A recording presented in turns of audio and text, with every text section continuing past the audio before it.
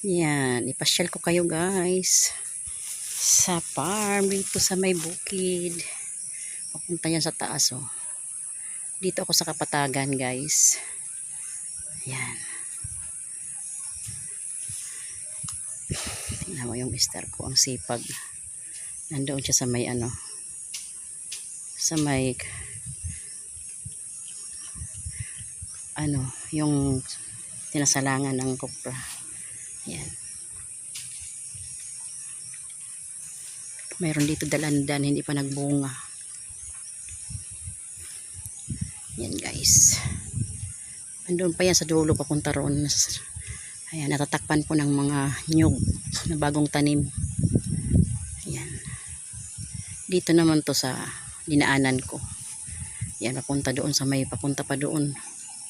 Yan o, daming saging. Makita mo yung unang upload ko. Doon ako pumasok. Yun ang una naming mga tanim na saging. Yan. Marami pong tanim na saging guys. Kaso, hindi na nga muna ngayon mapapakinabangan. Mga 6 na buwan pa.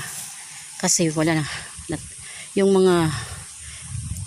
mga malapit na magbunga ay nagtumba po. Ayan o. Nandoon. Bumigay yung mga bagong yung magbubunga na sana. Ngayon natira lang po yung mababa, yung hindi pa nagbunga. Ayan.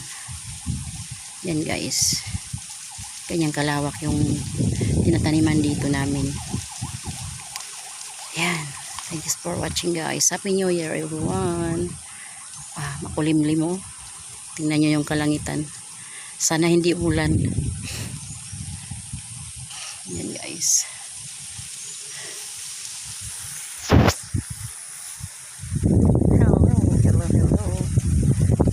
Watching. So ambon na. Ayan. Balik tayo dito sa sa may koprahan.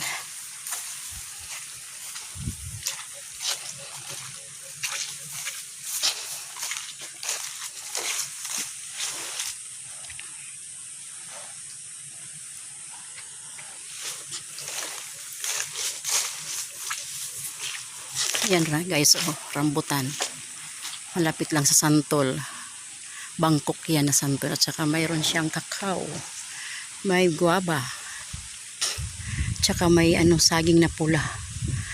Ayan. Yan guys.